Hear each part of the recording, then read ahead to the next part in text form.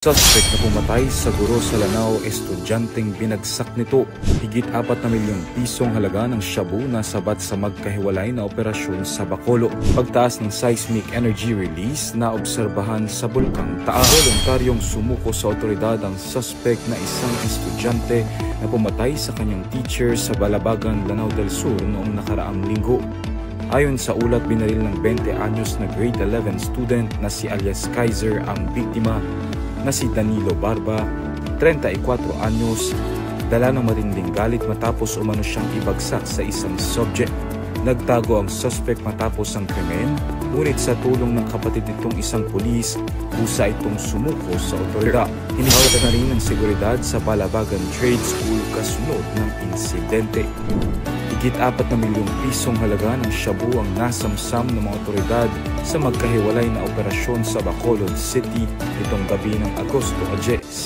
Ayon sa ulat ng Bacolod City Police Office, naaresto sa Zone 5, Barangay Handumanan, bandang 8:45 PM ang dalawang suspect na sina alias Levi at alias Regil matapos makuhanan ng 520 na gramo ng shabu na may estimated value na 3,536,000 pesos.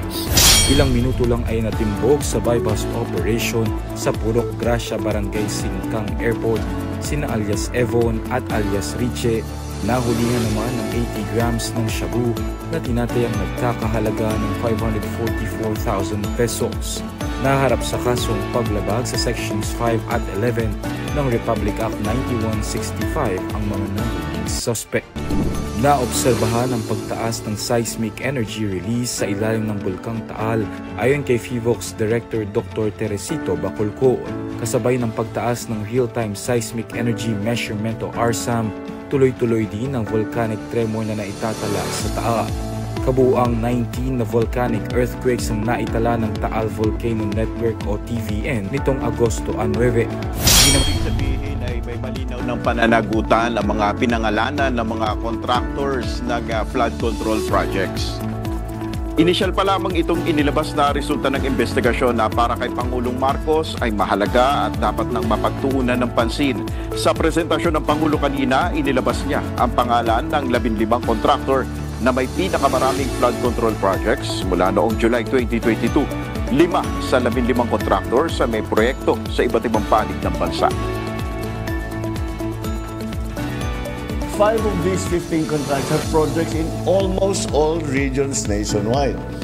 Ang justification sa pagpili ng kontratista ay para sasabihin, pagbigyan naman natin yung local. Di ba? Para naman yung mga maliliit na contractor, matapos ang ilang magkakasunod na linggo ng oil price high. Base sa anunsyo ng oil companies, bababa ng piso at 50 sentimos ang kada litro ng diesel, habang 40 sentimos kada litro naman ang magiging bawas sa presyo ng gasolina. Samantala, piso at 30 sentimos na rollback naman sa kerosene. Nauna nang sinabi ng Oil Industry and Management Bureau na ilan sa mga dahilan ng rollback ay ang inaasahang pagdaragdag sa produksyon ng mga oil-producing countries. Hindi lamang suspensyon kundi perpetual revocation. Ito ang sinabi ni Transportation Secretary Vince Dizon kaugnay sa natanggap nitong ulat na sasakyan na nag-counterblow sa Skyway. Sa kuha ng closed-circuit television ng Skyway, bandang alas 3:30 ng madaling araw noong Sabado, makikita ang pag-counterflow ng sasakyan na minamaneho ng driver na kinilalang si Jake Nazareno. Ayon sa kalihim, hindi sapat na suspension lang na lisensya ang ipataw sa driver dahil makikita naman ang maling ginawa nito na kung saan nilagay nito sa peligro ang buhay ng driver na nakasalubong nitong sasakyan. Dahil dito, inutos ni Dizon na patawan ng perpetual revocation ng driver ng naturang sasakyan upang hindi na pamarisan ng iba.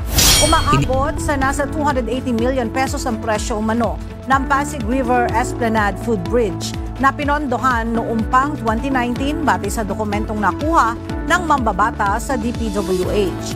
Ayon kay Senador Erwin, sobrang overpriced o sobra ang presyo ng footbridge na mas mahal pa kaysa sa 4-lane vehicular bridges na naitayo sa lungsod. Ngunit pinakamasaklap niya dito ay 6 na taon na itong hindi pa natatapos kung saan pawang mga poste pa lang ang naitatayo. Panawagan ng neophyte senator, dapat ipaliwanag ng DPWH ang presyo ng footbridge na mas mahal pa sa dalawang tulay sa Binondo na daanan ng mga sasakyan. Nag-inspeksyon kanina umaga sa EDSA Station ng LRT Line 1 sina Secretary Dizon kasama si MMDA Special Operations Group Strike Force Head Gabriel Go. Dito nga natatnan ni Dizon ang hilera ng mga illegal vendor na naglatag na ng pwesto sa gilid ng footbridge. Aminado naman sila, nakakaawa din naman na kailangan nila maghanap buhay. Pero ang problema, hindi na i-enforce. Alam naman nila na hindi sila dapat nandun. No, so ngayon, ang instruction ko, ang MMDA nandito, nagpapasalamat tayo sa MMDA, ni Chairman doon. Ang problema kasi nila, papaalisin nila, tapos babalik. No, babalik gang. So, ibig sabihin, ang tanong dyan, unang-una, bakit ang lakas ng loob nilang pabalik-balik na alam nila na igat? So, ibig sabihin, meron pumuproteksyon dyan. Yun nga ang tingin ko. Naghihintay pa ang House of Representatives kung kakatigan ba o hindi ang inihain nitong motion for reconsideration sa Korte Suprema. Kasunod ito ng desisyong unconstitutional ang articles of impeachment na inihain ng Kamara sa Senado laban kay Vice President Sara Duterte. Pero pagtitiyak ng tagapagsalita ng House Prosecution Team, hindi ang Kamara ang magiging dahilan ng constitutional crisis. Ibig sabihin, anuman ang final ruling ng Korte Suprema sa impeachment ni VP Sara, susundin ito ng Kamara. Kami po, kung hindi kami kakatigan, sasabihin ng Supreme Court, hindi, tama kami. Hindi ko namin susuwayin yan. Susundin namin yan. The House will not cause the constitutional crisis. The catalyst for the constitutional crisis will never be caused by the House.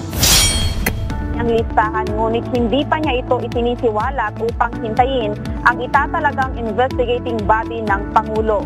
Sinabi niya na maraming mayor mula sa Mindanao, Visayas at Luzon ang lumapit sa kanya upang iparating ang kanilang mga reklamo laban sa mga proyekto ng Department of Public Works and Highways.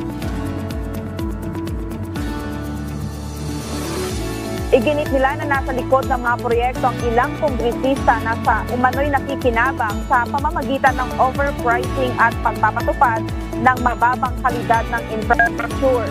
Matindi ang binatong batikos ni Baguio City Mayor Benjamin Magalong laban sa mga proyekto ng flood control sa bansa.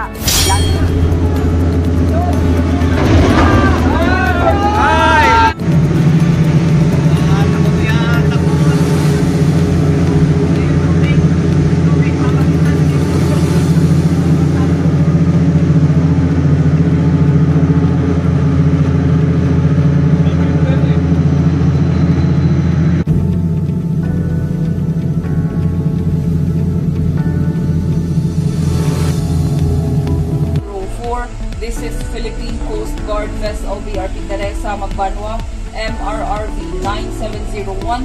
We have medical personnel on board. Should you need any assistance, we are willing to provide assistance.